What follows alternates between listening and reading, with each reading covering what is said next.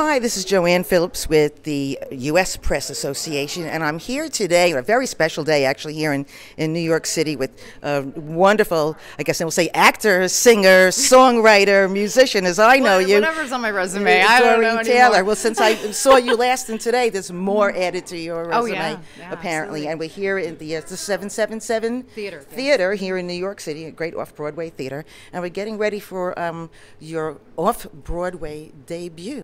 Which is An Enchanted Evening, A Night with Oscar Hammerstein II. Perfect, you got it. Awesome. Yes, I have to read from notes. People know I usually have to. How you doing? Fine. So how do you feel, first of all, about your Off-Broadway debut?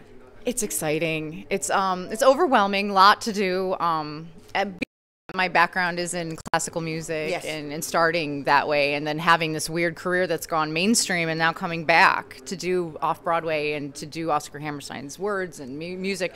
It's incredible to kind of come full circle in my career and to land here in the heart of Broadway, right where it all started with Oscar. It's incredible. Sure, and I have to say, near and dear to my heart is the fact that this particular production is benefiting the Oscar Hammerstein Theater in Pennsylvania. Yes, we're trying to raise money and awareness to save Highland Farm, which was Oscar Hammerstein's home in Doylestown, PA. Right. And a lot of people don't know that he lived there many of the years, but really the rest of his life, at the end of his life, and he wrote all the Rodgers and Hammerstein musicals there. That amazing. Collaboration began there, so you hear, like, you go there. I've visited many times. I've taken photo shoots there, and it's an incredible experience to visit and to see these, where he actually was inspired to write the words of Oklahoma, and to look out at the green pastures, and to look at the farmland, and to see what he was thinking when he was actually writing these words. Like, there's a bright golden haze on the meadow. There's a bright golden haze on the meadow. The corn is as high as an elephant's eye. The inspiration, it's right incredible, there. And then you're there, and you're seeing what he was seeing. I love to hear the backstories for lyrics. Oh, it's incredible. Like it's incredible, and you feel it. When you actually go and visit, you feel. It's not even just you understand it, you now feel it.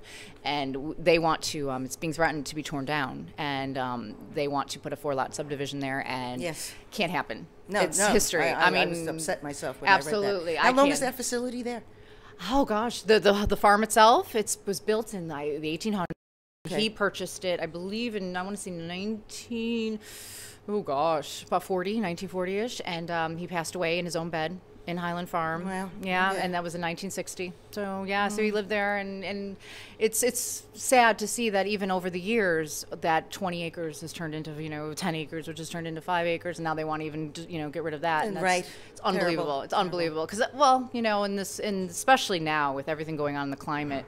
We have to preserve history, and we have to preserve the good history. And preserve the arts. Oh, preserve the arts, preserve... I mean, this is a person who opened doors well ahead of his time. I mean, he wrote Showboat in 1927, and it was the first interracial musical ever that allowed blacks and whites on the stage at the same time. Right. So think about that in the 1920s, and then the first interracial kiss didn't happen until, probably about 40 years after that on TV. So, he was way ahead of his time, and he was always pushing the boundaries. South Pacific, where that was all about bigotry, and one of the most beautiful songs I believe he ever penned was You've Got to Be Carefully Taught. And it's an incredible song about, we're not born with it, racism. It's something that we're taught. Yes. And it's an incredible thing to think about this being written right after post-World War II, and it's incredible. Very timely. And let me ask you this while I readjust myself on the stool. So stools are fun, aren't they? This bionic babe doesn't fall off. Okay. I hope you'll catch me. You just want to get closer to me. Right. I don't blame you.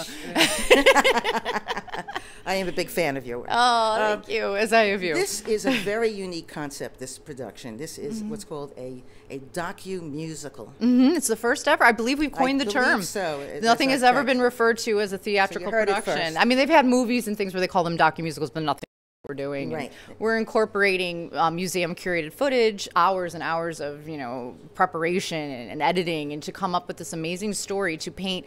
Oscar is not just the lyricist. We all know what he wrote, but we don't always know why he wrote it or how he wrote it.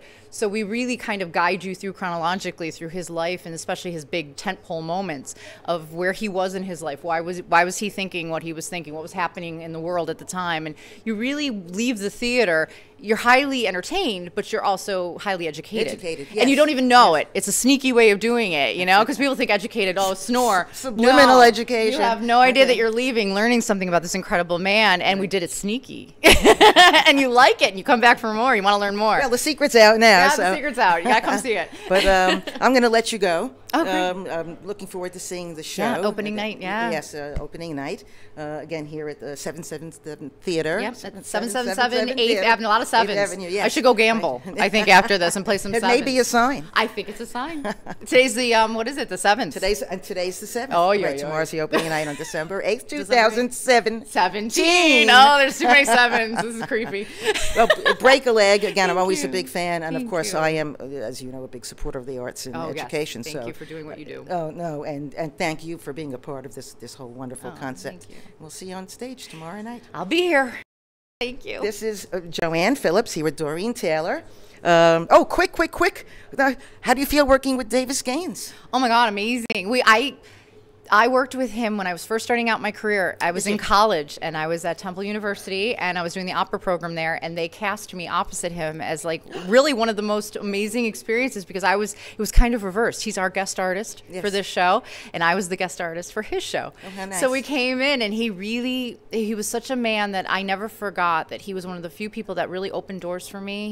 He did things for me, paid it forward, and I learned by that. I said, this is a man who didn't want anything in return, was just grateful for the opportunities that he was given, and he helped me out. And when I was thinking about casting this show all these years later, I said, you know what? I can't think of doing it with anyone else. He was in 2,000 plus Guinness Book of World Records for Phantom of the Opera. Yeah, he was Phantom. He also played Raoul as well. I mean, he did that role. I mean, he knew that musical in and out. Dolly, I sang opposite him. He actually did Raoul when I sang, and I was his Christine. Wow. So it was pretty incredible. And on that note, now we will go. Again, we're talking here with Doreen Taylor, who is starring in An Enchanted Evening.